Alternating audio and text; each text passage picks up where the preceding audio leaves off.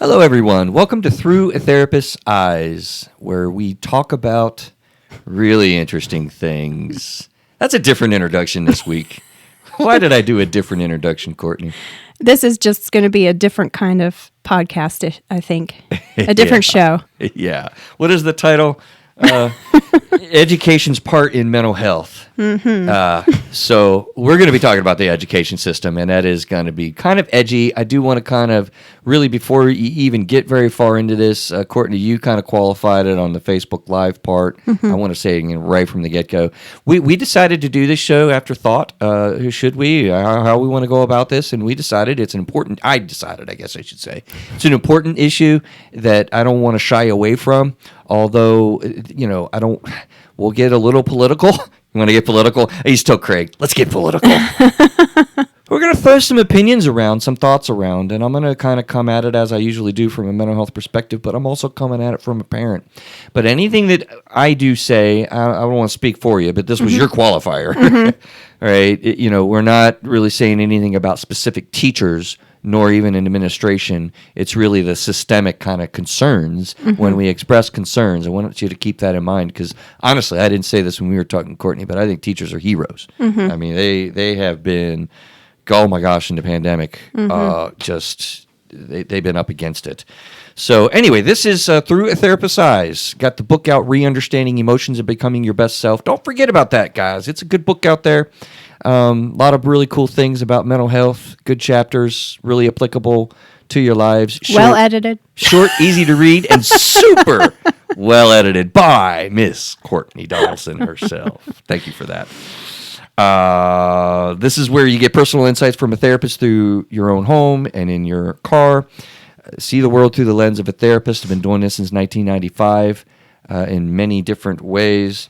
Help us with the 5-star reviews. I really thank you for listening to us around the world. I appreciate it personally.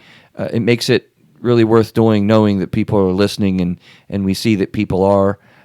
We endeavor to figure this thing out together. I say that, I mean that. We can't do that if you're not here. 5-star reviews help us out. Apple iTunes lets you make some comments. That makes a big difference. Please help us because we want to expand this year. The human emotional experience. Let's kind of get going. Before we do, you might want to join in. You can head nod. You can jump in if you want to. Happy birthday to... All right, Facebook Live and YouTube. I am not going to continue singing, but Miss Donaldson, I got you a old-fashioned wild blueberry pie to celebrate your birthday tomorrow. Oh, well, thank you. I appreciate that. Happy birthday, ma'am. Thank you. So, current event. I want to hit a current event real quick. I haven't really talked about the world events in the Ukraine. And I don't know why I haven't. I probably should have. I actually heard another podcast, talking about it. My new favorite, or I wouldn't say favorite. My new, very well-liked Skeptic's Guide to the Universe. They started talking about it because, they're skeptics and they're talking about the different factors scientifically. It's a science show, right? This is a mental health show. And I'm probably going to comment about it a couple of times in different ways because it's a huge event. Seems like a just complete nightmare. And I'm going to kind of maybe make some pokes at the mental health aspects of war. My gosh. I want everyone to be thoughtful about this. If you're a prayerful person, to be prayerful about this. It is a major thing that's going on.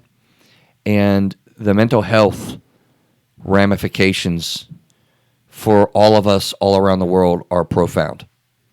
It's just profound. We hadn't seen anything like this since the Gulf War, Iraq. I know different places around the world, have different conflicts that are, we fight as humans, and the tragic reality is what comes out of that in not just little children, but in grown men. We have people coming back from war with trauma. We learned a lot about PTSD through Vietnam. I really want people to be thoughtful, prayerful about the trauma impacts that this is creating. Whatever side you believe or support or wherever you are in this, Russian soldiers are being traumatized. Ukrainian children are being traumatized. Poland citizens are being traumatized. People barely involved in this conflict all around the world are having nightmares and dreams about these things. I could tell you that because that's what our human being does with trauma. Watch a newscast, that affects you. So I think I'll stop there. Be thoughtful and prayerful about the mental health ramifications of these horrifying, terrifying, horrific realities that we are seeing and witnessing in the world today. Any thoughts? No, I mean, I echo everything you say. It's hard to watch. It's hard to think about. And it's coming on the heels of so many other global traumas. I mean, it's just one punch after another. It's true. So it's, yeah. I have friends in both countries, so. Yeah, do you? Yeah. So it's hard. Yeah. Yeah. I'll be kind of commenting a little bit more about some of the mental health aspects that come to mind as they do. Another one's propaganda, by the way. I'll probably mention that maybe next time. The social media realities that's a big mental health reality. So okay, onward to the schools. Let's talk about the schools. I tell you what. Don't answer this. Answer this, Cortney. Who'd you vote for last time? No, don't answer this. That's terrible. What do you think about the government part of the schools? All right, well, how do we deal with this conversation? We're going to have to mention some of the things that are systemic. And I don't want to upset people. I love your qualification, which we started out with right from the get-go on this episode. Because there's a lot of really good people that are struggling a lot from the inside of this whole thing. This is a dynamic issue, trying to think about our children and the mental health aspects of it.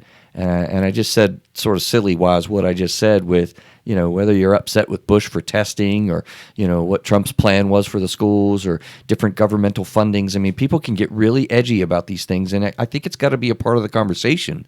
But I want you to bear with us and see, how can you contribute to the conversation? Right. So let's start with that. And if you don't want to comment, Cortney, then that's fine. But I wanted to start with the premise that I think you created this idea and brought it to me, and we agreed to talk about it. Mm-hmm. You had said that if they're going to teach a child, then they need to be aware of the whole child. That's a big part of the premise that I really thought through this topic with tonight. Mm-hmm. Yeah, and so my initial thought was, how can you teach and how can children learn if there are mental issues preventing that from happening? And when you think about education, shouldn't the education system include not just what you learn, but what you're feeling, what you're going through, what you're thinking? And so that's what I meant by not just be aware of the whole child, but address the whole child. Like, I want to take it the next step. Okay. And say education should include mental health education and awareness. Let me tell you about my glee about that. Okay. Right? And I've said this before. My child, and by the way, you're coming at this from kind of the perspective of, a parent, and yes. I think I don't want to speak for you. Yeah, I'm coming at it from a parent whose two children have been through 7 different schools.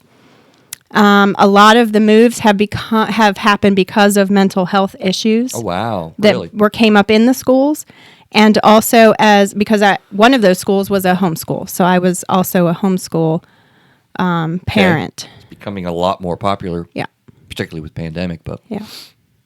Okay. Yeah, I was full of glee as a younger man when my child came back from school maybe 15 years ago, 2nd grade, 3rd grade, something. Maybe it was 1st grade. I don't know, but they were talking about in the little health book the feelings and emotions were like, we got to mention. You got to mention. We got to mention, Yeah. And because I don't know about you, but being older as I am at 49 years old, right? Mm-hmm. Like, we grow up, and there was none of that. No, there was PE or gym class back then is what it was called. Right. But no, there was health class, but it was all physical health. You got nothing in health class about mental health. Yeah. And I agree. I do think elementary school has a step up on middle or junior high school and high school in that area. That's a big thing that we'll find. You stole the thunder in some of this because absolutely, which I don't understand. I don't. I don't understand that at all. Any administrators or decision makers out there, listen, I know we get our heartstrings tied to the littler kid. Here's a mental health fact. The more young and small, the more emotionally powerful. You think about that. When a baby is in the room, that is the most powerful emotional force. The younger and smaller. Somebody told me that in my journeys, and I'm like, yeah, that's really true. Well, so our heartstrings get strung with the little itty bitty kids that are so cute and malleable and adorable, and they run and they can barely run. They kind of jump. And they're so cute watching them play soccer, so we want to help them. But they turn into a middle schooler. By God, it was teenagers in high school.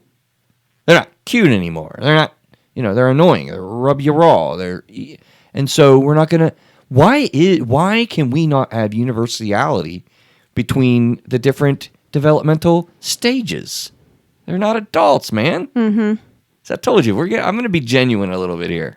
Yeah, show. I would love to see. I mean, there are requirements for even high school to take 1 credit of PE and health before they graduate. 1 credit. That's it in North Carolina, anyway. Yeah. But what if they had to also take a mental health class? What if they had to have a semester of in-school counseling 1 day a week? Yeah. What if, there's so many options to offer middle and high schoolers that are just... The end here, we're going to kick around, what are some solutions? And boy, that was a tough challenge for me to brainstorm. I'm not going to lie. I'm not going to say that, like last week, we talked about children with special needs. I did that? Nice. Got it. Listen to last episode. She totally corrected me, and I schooled you. What'd you say? I schooled you. You scolded me. I felt appreciative of the feedback. So you'll know what that is from last episode. But now I lost my thought. Let me go to the data of what. I talked to a friend of mine who works in the schools, and he helped me see some of this. I don't want to spend too much time on this, but scurrying through, because we're not a statistics show, a data show, but there were some cool things in this article. It's in the show notes. You can check it out for yourself. But prior to COVID-19, Centers for Disease Control and Prevention, everyone loves the CDC these days, right? The data found basically 1 in 5 kids had a mental disorder, okay?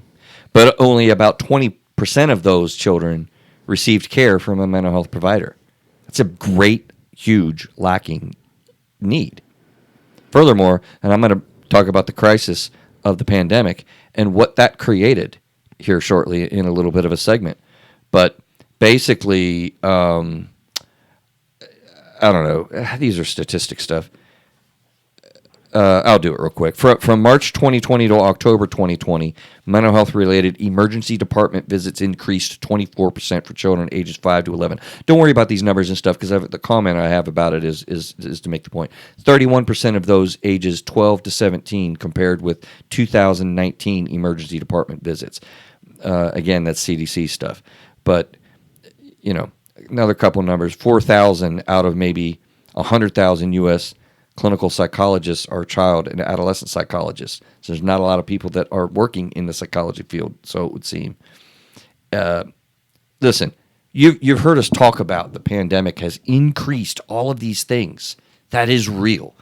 I included those percentages and statistics just to get your brain to realize, there really is data out there that demonstrates this stuff is increasing. More emergency home visits, more abuse cases being found, more substance abuse among teenagers, more violence in our schools, the disciplinary problems, more developmental delays insofar as meeting developmental milestones socially with your kids. This is all very real. It is. And I think everyone knows it even without the statistics, because we hear about it, we see it, we experience it. Even local schools are getting see-through backpacks to help curb the violence. Mental Health America reported that the mental health impacts of COVID-19 are more pronounced in age groups under 25 and are placing a generation of risk of long-term effects if these issues are not addressed. Early evidence suggests that around 9 in 10, pause, dramatic, right? 9 in 10. Young people are screened with moderate to severe depression, 8 in 10 with moderate to severe anxiety as a result of this stuff. That number popped at me. Yeah, it's huge. It's huge. And kids are resilient. They'll get stuff kind of getting together. The North Carolina school-based mental health policy, and I want you to freeze this in your mind because it's kind of what we want to talk about what's in place. That's where we're going next. This is an example of that. So in June of 2020, not 1920, right? June. That's not that long ago. In the middle of the pandemic. In the middle of the pandemic, shutdown. 2020, 2 years ago, right? Session Law 2020-7 was approved by our state of North Carolina General Assembly. It's an act to require the State Board of Education to adopt a school-based mental health policy and to require K through 12 school units to adopt and to implement a school-based mental health plan that includes a mental health training program and a suicide risk referral protocol. Sounds great. Like, who's making this plan? That's my question.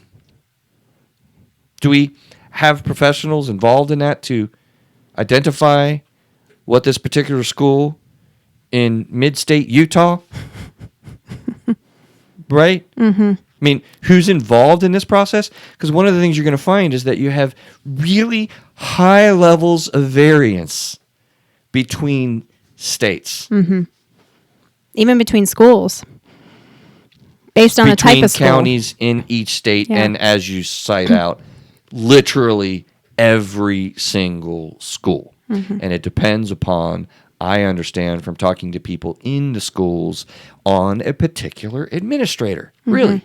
Mm-hmm. If the guy or gal understands mental health, you're good. Well, at least your policy's good. Policy's good. Is there accountability? What does the policy do? I don't know. If they don't, you're not in good shape because there's not a priority there. There's not an awareness there. There's not like a reality there. Goodness gracious. We're going to talk about different things. I'm going to skip the rest of this because I was going to tell a quick little story that I thought is important. The mentality that the systemic realities that the culture in our system that goes on is troublesome. Now, I haven't talked very openly about it, but just as a little bit of an example about it, and I know this is a little bit risky, but I'm going to do it. I'm going to talk about it and be genuine because it bothered me as a parent to the core. Mm-hmm. Okay? My kids struggled a little bit in schools and whatnot for various reasons of which I'll leave out. But I was having a conversation with a particular teacher in middle school. And this teacher, honest to God, was talking to me about my son. And I'm talking to her because I care about my kid. I'm engaged. And the conversation was, I guess, okay. What's going on in the classroom? This is what I know about my son. This is what he's seeing in the classroom. You know, I'm coordinating. I'm very, good. I feel like I'm a pretty good communicator. I'm kind of caring. I care about the teachers and their perspective. And, and I forget how the conversation began to switch over into, I knew exactly what it was. I had a question, I want my son to get invested in the culture of the school. What are some groups that there are? I know there's this Golden Eagles Club or something like that. And her face twisted and turned in this different fashion of condescending meanness. And you know what this woman said to me, the dad of a son who's inquiring about the Golden Eagles group or something? Oh, he's not Golden Eagle material. Oh. I mean to tell you, I could have just, you get my drift. You get my drift. I was disgusted. Mm-hmm. I was absolutely floored that would come out of someone's thought process, let alone their mouth. To be honest with you, you know, and I told that story a little bit to kind of because I think there's a lot of frustration with mental health in schools, with discipline, with God, all you middle school teachers, it's amazing what you deal with. I wouldn't. It's a tough job. You're up against a lot, and mental health stuff, man. These kids are tough. I did the day reporting program with kids that were suspended or expelled from school, had some sort of misdemeanor or felony legal charge, and instead of going to basically kid jail, they came to our school. So I was actually school administrator, the day reporting program. It was a grant-funded thing. Tough kids to deal with, right? So where are you at with your thoughts, Cortney? I'll spin us into like what's actually in the schools, but I just want to tune in with you to check. What are you thinking? I feel like I've gone on too long. No, not at all. I mean, I'm listening. The statistics were somewhat surprising, but not really. Yeah. I mean, that 8 out of 10 and 9 out of 10 of anxiety and depression. It's sad. And I know teachers are. A lot of times they're, prevented from doing things. They have certain goals. They have certain Let the policies. teachers teach. Yeah. That's and so I understand that, but like you said, we're not here to, throw teachers under the bus or even administrators. But I keep going back to, I mentioned this before the podcast show started on the Facebook, I think, but our current education system was founded with the premise of everyone is going to an assembly line. It was 100 years ago when everything was kind of established. So that's why all the seats are in rows. That's why the teacher stands at the front. That's why you walk in single file lines. That's, it's all based on getting kids to sit still, listen, and then go do repetitive work. OT, PT, physical therapy, occupational therapy, speech therapists, and people that work with kids are shuddering in their boots with that reality because, that doesn't work well with kids. They need to bounce. They need to move. They need to play. Right. This type of thing. And so I just think our whole education system is antiquated. I think the mindsets are old. There's, I don't know if you're familiar with Sir Ken Robinson. I'm not. He has a lot of TED Talks out there, but he is like an education guru from the UK. Okay. And one of his talks was does education kill creativity? And I want to piggyback on that and ask the question, does our current education system, as it was set up for 100 years ago, does it kill ability to have good mental health? Is it forcing people into boxes that they don't fit into anymore? Is it creating stress and more anxiety and depression in our kids just because of the way it's set up and the restraints that teachers have and all of the things put on administrators' shoulders? I don't know. It's a lot there. It's a lot. And I think there's absolutely good things to think about. I want us to come together as parents, as school professionals, as mental health professionals, including PT, OT, speech, right, and government officials to really.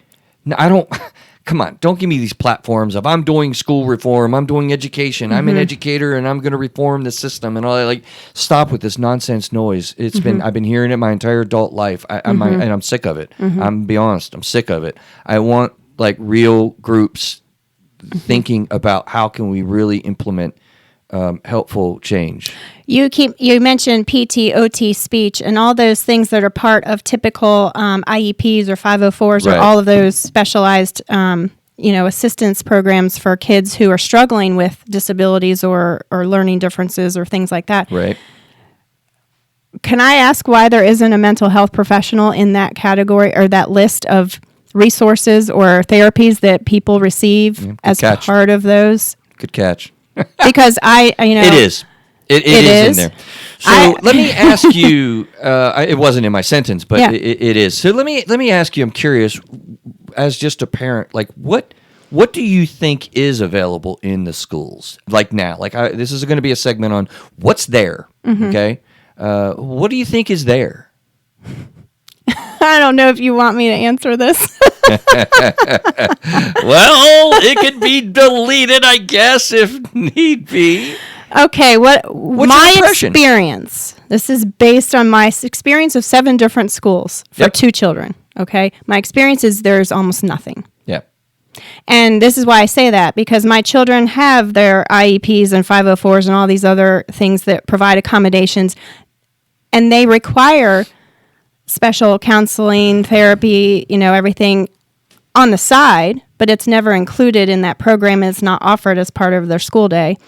But what is offered is administrators who used to work in special education, who claim to know all about it, but who are yet doing things counterintuitively and counterproductively for my children and their needs.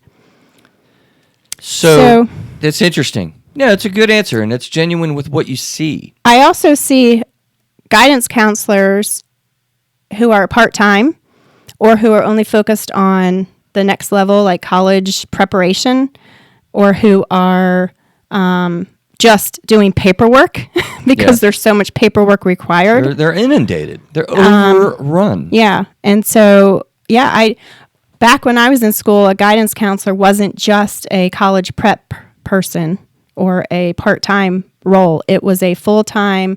You could walk in, you could say, I'm struggling. Can we have a 30-minute session? And I don't know what happened to that, but I don't see it anymore. It's interesting that you said that last part, because I was going to suggest that really, as of like 15 years ago and prior, there kind of really, I'm suspicious, was pretty much nothing. Mm-hmm. It was school counselors. Your experience of having, you just said session. I don't know that there were sessions. Yeah. But a chat. It was a chat. Yeah. It was caring school counselors that would maybe talk to you. And that was essentially the extent of it. Because honestly, you got to understand, as a counselor myself, okay, I have an understanding of what that word means. Mm-hmm. School counselors are not counselors. No. They're not. I don't know why we have that term. I don't either. Okay, but hear this next sentence. Because they do counsel someone for college or for your education plan or this type of thing. But that's not counseling. And I think a lot of people feel like their school counselor is doing counseling. They're not. No, they're not. But there are counselors in schools. How's that grab you? That's great. I don't know of any. Yeah, there are. there absolutely are now, and I want to submit that maybe, as in like the last 5 to 10 years, this has become, we're getting momentum here, and this is where I want to be really uplifting and really like praising of the efforts, because it is improving. There is some stuff happening. Check this out with my brainstorm that my friend helped me identify with my broad question, because he's in the schools. I've talked to a couple people about this. This is what's really already in place. 504 plans, you mentioned that before. I'm not going to go too far into it. Individual plans to help kids, more in-depth involved individual education plans, IEPs. I'm not going to go into that much at all, but they are attached if needed. Weekly, bi-weekly sessions with psychologists, brief interventions is what we see. Brief, though. These are mostly very short sessions, 15, 17 minutes. You go back to your class. There's not a lot of long, in-depth therapy like I do for an hour or more, with kids. These are all a lot of brief stuff. But the kids are, developmental delayed and or very severe emotional disabilities. That's who gets individualized education plans. They're classified as other health impaired. OCD, for instance, falls under 504 plans. There has to be severe disabilities needing one-on-one attention or additional support for subjects. This is where you get PT, OT stuff. That's really for kids that like have autism or severe, we mentioned on the show last time, physical problems like with wheelchairs and stuff. That's who kind of gets the IEPs. Seizure disorders, severe learning disabilities, that type of stuff. Short-term school-based therapy with LPCs, LCSWs, credentialed clinicians are engaged in the schools right now. I don't think a lot of people realize that. Mm-hmm. They don't know that. Mm-hmm. Okay? A lot of times they get outside providers to come in to engage the school, and they have a dedicated person, literally one clinician that does counseling, therapy, psychotherapy services that's for the whole school, and they carry a caseload in that school. Like, that exists. I don't think a lot of people know that. Grief counseling, domestic violence groups. They have groups that actually engage kids in like a group therapy thing. Therapist has to call the parent, get compliance or agreement, for HIPAA-related stuff. It's like my therapy office in the school. That happens. I don't think people know that. Let me see. Some is in school-based availability of students and staff. What did I say? Oh, domestic. The groups are in schools, and they're available for students and staff. This is not common, though. Elementary and middle school have more embedded supports with staff. There is a lot of collaboration that exists now with outside agencies and getting suicide, homicidal risk assessments done. They actually go into your home. I don't think a lot of people know that. There's OT, PT, speech, These things, though, are really, really brief focused. That's a problem in my mind. And they're really only in they're really in elementary schools. The younger, the more available. The older, not so much. We don't do much for high schoolers. They're high schoolers. We don't do that. Also, socioeconomically challenged places get the services. The other schools do not. And I can tell you, they're needed there. How much of that is a surprise? How much of that is new? Half of it's a surprise. Half? Yeah, half. I don't think that maybe it's not communicated to parents. Maybe it's only for students who have those more severe disabilities or known issues. And so I wonder, like you said, 8 out of 10, 9 out of 10 students are struggling with anxiety or depression. So it's not reaching them because theirs is silent, theirs is invisible, theirs is not talked about. And I still think there's a stigma, particularly in high school, that you don't talk about it. You don't mention it. Yeah. And so, I think all that's great. I didn't know half of that. That's interesting. But yeah, I could have used all of that for my children. So why didn't I know all that? Right. And that's a big, important factor and point. Like, people don't know how you're supposed to ask if you don't know. Parents don't know. I don't think a lot of times teachers might not realize they don't get it. A really important point just came into my head and left, and you said something. The stigma. No, something else. The disabilities. Crap. The 80% or 90% are struggling with anxiety and depression, and that's silent and no one knows about it. It was something about disabilities. I talked to somebody in the schools that are in the schools, and they mentioned a big factor with this, and I just lost it. I'm gonna have to tune into my notes and see where it's in, because it's in there somewhere. But yeah, I mean, there are a lot of things that absolutely are in place that I don't think people really realize about and know, how to tap into place. Now, a lot of what you've got to understand, and I talked to Casey about this, our very own Casey here at Metrolina. She used to work with an agency called Contegra. Now, states across the land, I don't know about other countries, if honestly, I really don't know much. As a special note. So, by the way, a qualifier. This is what I see in the States. I don't know about other countries. I'm just gonna plead complete ignorance, complete and total ignorance there. So, over the last few years, like, there's been a lot more invested energy in getting companies, right? There are companies like Metrolina Psychotherapy Associates has an entire wing of our company. We don't, but for instance, that works with grants, that works with Medicaid billing, I have a staff person that goes to Bland Middle School, and that's where they work. But they're my employee. Right. Right? So the schools are kind of getting hip to the idea of let's get these companies bonded with us. Mm-hmm. And my point came back that I lost. It came back to me. I'm so glad it did. Because unfortunately, one of the big factors that happens for that embedding, because I want a lot more embedded into schools. That's a takeaway, if you will. Mm-hmm. We need to have a lot more embedded people, staff, therapists of all sorts in the schools. But when you're fighting a systemic cultural ambivalence and avoidance. And stigma. And here's another thing that came to me in that same conversation. I'm glad I'm going to be able to fit this in.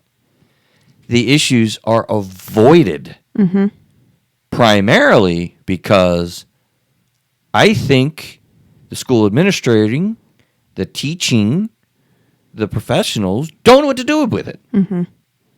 So I can help you identify your child has a learning disability. Great.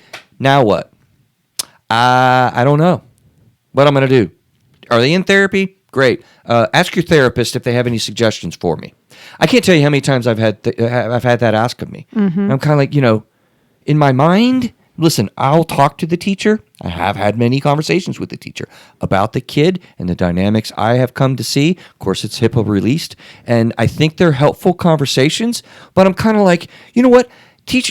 I would love a teacher to kind of give me a suggestion about how to help the kid with their education plan in therapy sessions. Right. Can we turn that around? Yeah. It needs to be a two-way street, I think. Right. So this staff person is embedded in the school, and they're fighting completely upstream. And overtaxed. And I understand all that. Yeah. But what do you mean? Go ahead. I just mean, I feel like teachers are, I don't know whether a term to use, but they're handcuffed to a lot of these state regulations, a lot of what they're supposed to be teaching, a lot of teaching to the test, a lot of... They can't stand it. No, they can't. And so that leaves no margin for looking at the rest of the child and determining, okay, why aren't they learning? Is it based on mental health issues? Do they need supports? Do they need resources? Because they don't even have the resources to offer. And they need them themselves. Right. Okay. I've had lots of therapy experiences with teachers, all kinds. Telling you they're absolutely doing their doggone best to help your child. And I think that you need to come along with them and recognize that, because they want to just teach. I like the regulations. We can't go deregulation, just scrap all the regulations. I mean, that'd be kind of cool. There's a part of me that says I would love to just scrap all the regulations and start over. I don't know. Well, you know me. I want to raise the whole system with a bulldozer and start the whole education system over again from scratch. So I'm on board. I didn't want to repeat that. But yeah, let's just destroy the whole thing and start over. We can't just totally deregulate, but I think that you need some core requirements across the land so that we have some things like having mental health class in your high school, whatever, maybe. But the real reality here is teachers get so frustrated because they can't do what they know is effective with this child. Right. And it burns and hurts their heart. Like, parents, you got to understand, teachers are taking this home with them emotionally. When they know a kid is struggling, they're hurting and struggling with them and don't know what to do. And can't try things because it's out of the parameters of what I'm allowed to do. It's terrible. Yeah, and I would take and I have seen administrators feel the same way. They're restricted by the state, which is restricted by the next level up, and so yeah. So let's go there with the government component. Can we talk about this issue without talking about a government reality? I don't think we can. And I know that's going to be real edgy with people. I don't care what your political persuasion is. If you're left or right in the middle, whatever blue, red, green, or you are, There's a Green Party, isn't there? I think There there's is. a Green Party. What's the Libertarian people? Is there a Purple Party? No, I think those are the centrists. I don't know. Purple centrists. Maybe I'm independent. I'm a purple person. I don't. All of these things are like, okay. They are tasked with making straight up decisions about money and regulations, and they need help. Can we just stop there? Like, is there anything they probably else? should, Courtney. Please, just stop there. Stop there. They need help with that because they're not educators. They're not physical disability experts. They're politicians. They're politicians. And there's an out of touchness, I think, for sure, when we talk about education reform. There's an out of touchness that is really been pervasive, again, my entire adult life. And I'm so sick of that part. We need educators who have studied education to be in charge of the education system. Hear, hear. How's that sentence land? And I'm afraid they're not. They're just not. The boards of education they're disabled. They can't say we're going to do this. I mean, heck, we're fighting about what kind of religious doctrine we're going to be teaching in schools and gender norms and all this kind of stuff. Hey, look, those are important too, and I'm not demeaning those issues. I don't mean to anyway, but I want to get on what's the best way to teach our freaking kids. And I submit there's definitely a lot of redesigning we can do. Have them sit in a circle, for crying out loud, like you said, the rows. Can we just start there? I want people to come together to figure these things out where you've got something to figure out. Okay. Am I ranting too much? No, but what's next? That'd be a yes. No, it's a huge multifaceted problem. And mental health is one of the things that is struggling because it's a huge multifaceted problem.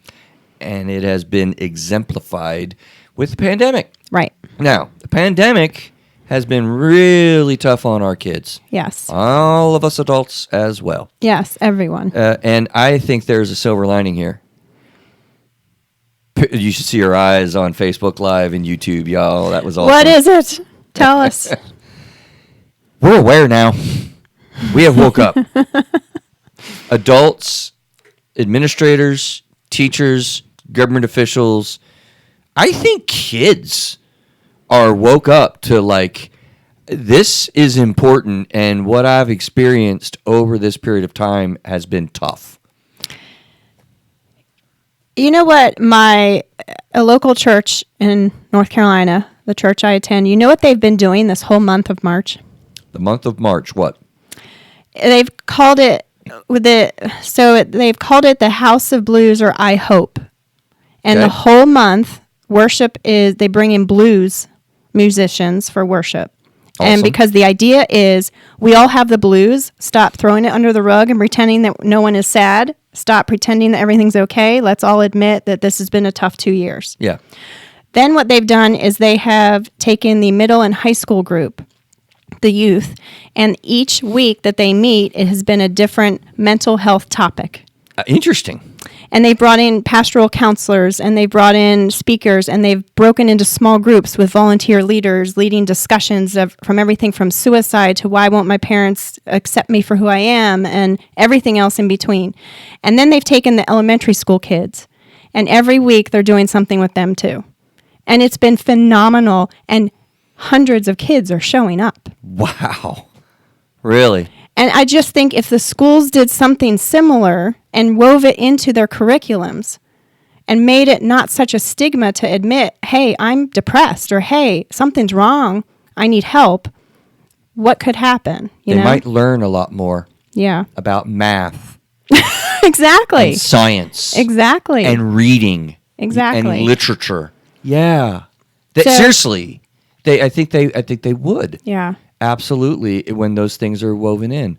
It's funny, my brain did a little journey when you were talking about that, what was done. I mean, you've seen these school programs where they bring in, speakers and presenters sometimes, and everyone lines up on the They line end up. line. They line up on the end line, and everyone takes a step if you've ever been bullied, or takes a step if you've ever felt shame. And you think the beautiful cheerleader is going to wind up still on the end line. They're not going to take a step. Oh, surely the football player, the most popular kid in the school, he's going to be on the end line after these 30 questions are asked. If you've ever experienced fill in the blank, take a step. What do you see happen in these things inevitably? Right. Well, everyone's taking steps. A lot of steps. Because they're not the only one. Right. So they strip away the stigma when everyone's moving forward for something. And they are going to be moving forward. Yeah. Because we all struggle. And absolutely. So I don't want to spend too much time on my brainstorm with, what happened with the pandemic, because the pandemic, I don't know. I feel like there's a lot that we know. What you've heard as far as the concerns related to the pandemic and kids in schools and emotions and mental health, it's all true. More than you probably realize. I think that's my whole pandemic section that I had planned.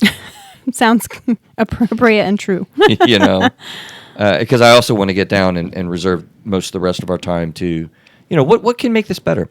So, a little section here. Parental fears and helplessness. Okay? Let's not blame the parents. Parents get blamed. Look at our episode on parent shame and parent guilt. Parents, don't blame yourself. Understand that this is wicked, wicked hard. And this came from somebody who's working in the schools as well, this comment, that the navigation is so wicked difficult. That's my word. Their word was much more, right? Colorful? Colorful. No, it was much more professional. The opposite. It was really, really hard to know how to navigate this system. It is so confusing, so difficult to know the access points and all. So don't blame yourself, but ask questions. Ask as many questions as you can. If you've listened to this show, I wish, Cortney, you would have heard this show maybe, 10 years ago, so that you could have known even that there are some things in place, right? So ask a lot of questions, make a lot of statements, be involved, but don't blame yourself. I'm really fearful that as kids have struggled and they're struggling with their grades and learning, that parents are just killing themselves, blaming themselves, tearing themselves apart. It's so easy to ask, what did I do wrong, or what did I miss, or what should I have done? But right. And don't get me wrong, I do that myself. I do that myself a lot. And it's tough moments, terrible moments. So give yourself some grace. And let's also don't blame the schools.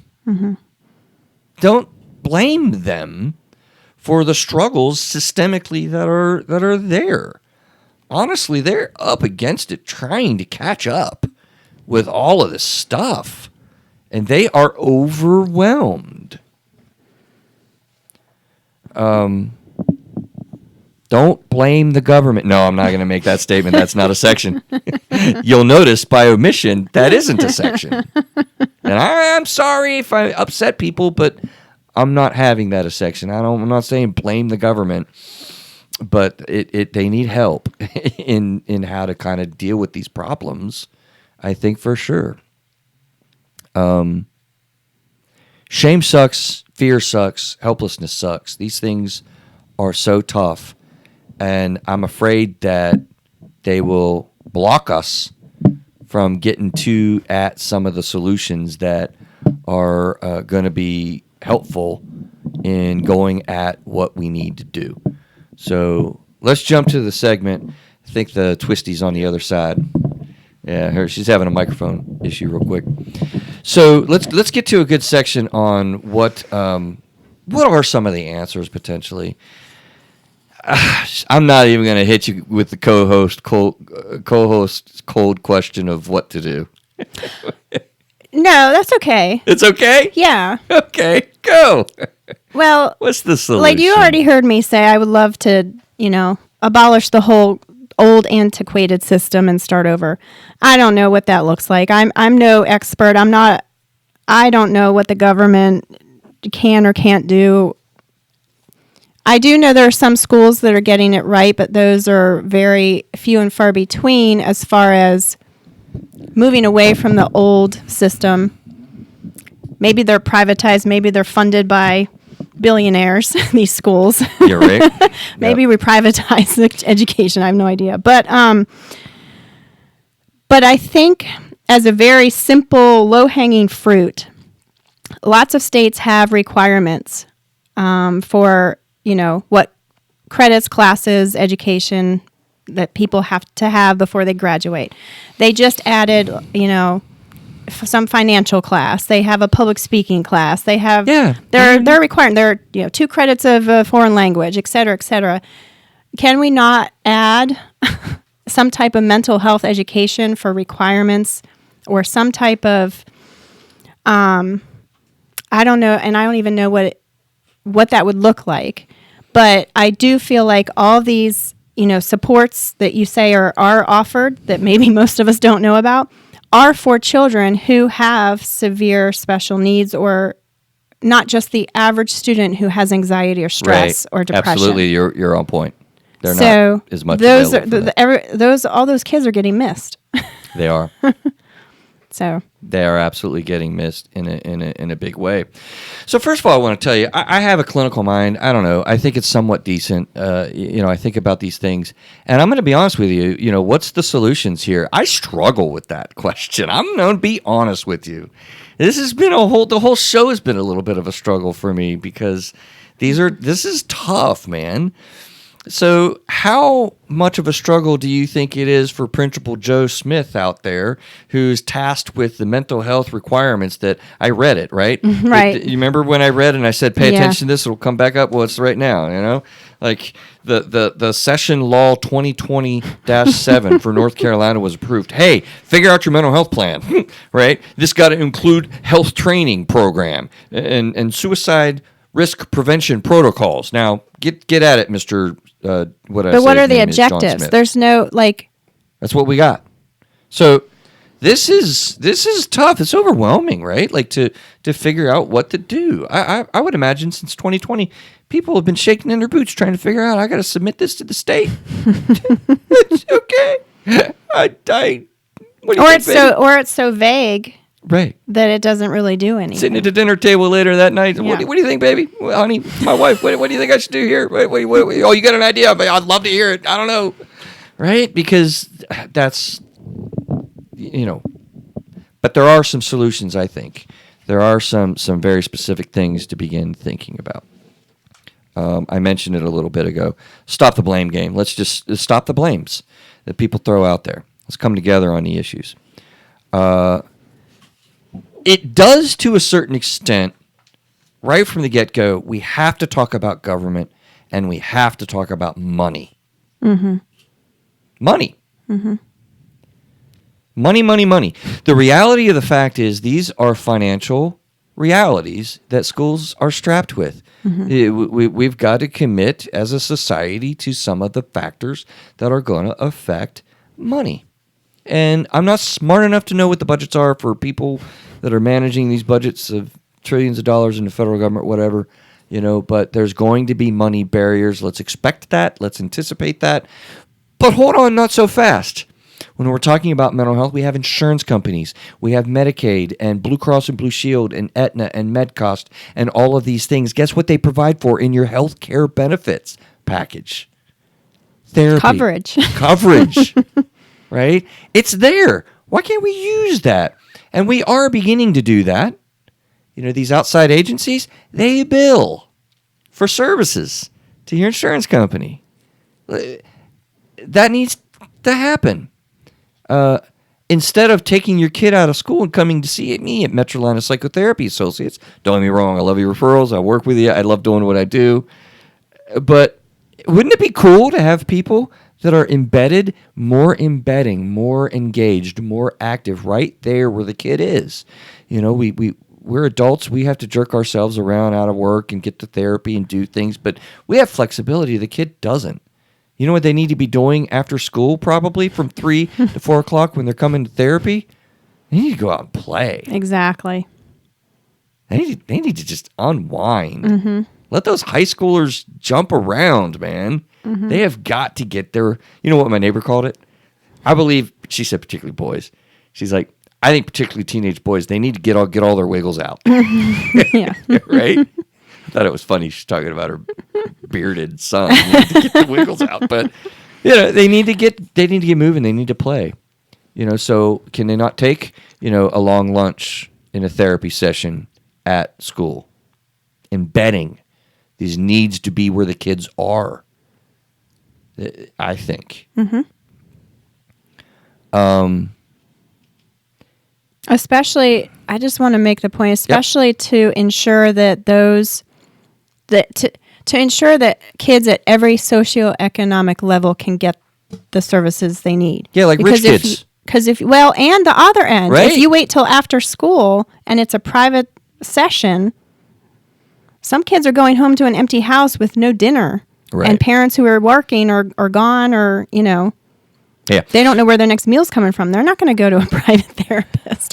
The reason why I said that way is to catch the attention on what you're saying. Yeah. Yes, poverty is huge. We're not doing a show on poverty tonight, but that gets affected. I mean, the school lunch system is amazing that we have in place. We actually, I think you heard a lot of talk about through the pandemic, they continued the school lunch program, even if kids weren't there. Right. That's because of those reasons. Right. But the reason why I said what I said is because, in higher educational systems of you get grants and you get education schools that are in tough districts, poverty districts. That's where you get this current embedding that's just starting to happen. Mm-hmm. It's not in wealthy districts. Mm-hmm. And I'm going to submit to you that those kids are struggling with anxiety also. Mm-hmm. For sure. Yeah. To the point of self-harm, suicide, and fights. Mm-hmm. Columbine had guns in the school. That I don't think that was a poverty-stricken school. So all about helping the socioeconomic challenges for sure. I mean, we need to understand that, but I want more universal. I really do. Change in attitude about teaching to the tests. Oh, that's a big one for me. Don't push my buttons, Chris. If I haven't already, there's something wrong with this episode. This is something that I hear all the time from teachers in therapy when this comes up and their stress is being processed. Mm-hmm. It's ridiculous. It's ridiculous. I'm sick of it, Cortney. Yep. I am too. I'm beyond sick of it.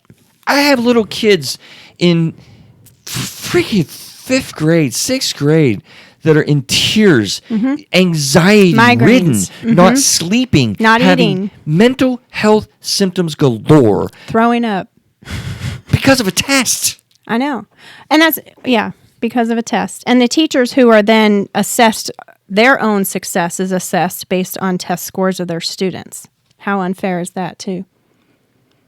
Teachers are panicked about being paid. I know. And schools are panicked about receiving funding based on their overall test scores. How can I employ this group of awesome people I call my friends as a school administrator if I don't get the graduation rate up? Mm-hmm. What does that do when you have a need for a high graduation rate, kids aren't learning, and they're struggling? We'll pass them. I could go on. I have a story, but I don't think it's appropriate. All right, we'll hold it off. Right? And I think that we all have those stories. Yeah, we do, and that's the point. Teaching to the test and standardization, I don't know. Can we listen to the people that are in the schools and stop a lot of that?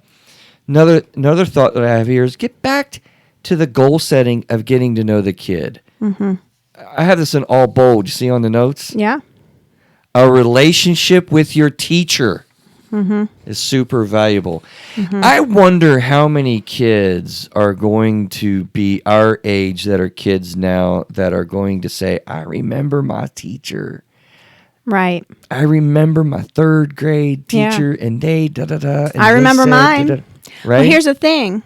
When you have 35 kids in a public classroom, how can you have a relationship with 35 kids in a 50-minute span? Right.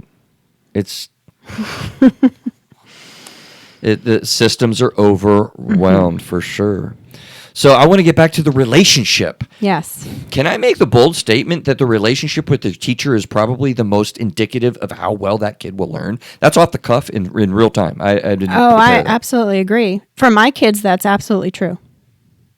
If my children trust the teacher has their best interest in mind because a relationship has been built and that trust has been built, they will perform for that teacher better than if they think the teacher doesn't care about them. They will know what meiosis is and symbiosis and different clinical terms. They will understand President Woodrow's main drive in American history because of this trust and the relationship. I love the way you just put that.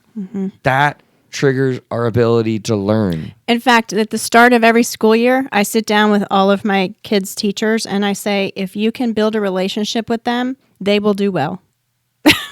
That's what it's about. I tell them every year, every new teacher. There you go. Yeah. Parent teacher conferences, And also, by the way, a relationship with the parents. I love when I get to interact with the teachers, but unfortunately, it's usually because my kid's struggling. Right. Yeah. I've had more than one of those interactions. Yeah. Me too. Also, increased attention in curriculum, much like what I saw briefly with my son's first grade. Oh, yeah, that's what I meant. I'm revisiting just the curriculum kind of statements and questions. Here's a tip for administrators and teachers directly. And I think most teachers understand this, but it's a struggle because what am I going to do when little Sally is throwing stuff across the classroom? I'm going to send them to redirect. Okay, maybe that'll help. We can do some things in redirect. Oh, they've done it a third time. They're suspended. Go home. You know what the kids are doing in my therapy office when we talk about school suspensions? They're doing exactly what she's doing right now. Yeah, I know. Right? Woohoo! Success! I got it. I'm home. I'm chilling. That's what kids do. I'm just hanging out now. This was a successful venture. In kindergarten, my son was sent to the office. Yeah. It was something ridiculous, but he was sent there and he said it was the best part of his day because he sat there and talked with everyone who came into the office, parent, teacher alike, and just had conversations with them. Yeah. He's like, it was the best part of my day. Why would they? That was no punishment. Right. That's what he said. It was a cute little first grader. As a kindergartner. Oh, as a kindergartner. Age 5. Yeah. My vision after talking to Casey and thinking about this with her experiences in Kintegra, why and how can we not have these services in schools that can be financed by insurance, just as they are now outside of school? The fact is many kids in rich neighborhoods could benefit from this. Like I said, from a professional dedicated to be in the schools, we have the systems in place, the embedding. I just want to highlight that again, right? Instead of taking kids out of school to see me, like I think I mentioned before. And I made the joke, instead of taking all of my 3 and 4 o'clock appointments, there's a lot of good to be had. These professionals are great. Learning disabilities are disruptive, and, these children that are dealing with special needs, they have disruptions in classes, and the emotions are a part of that. So I think the pandemic very well might trigger a lot more conversations like we have had today. And I really hope that continues, and I believe it will. I believe it absolutely will. I think we've had a tipping point. Yeah.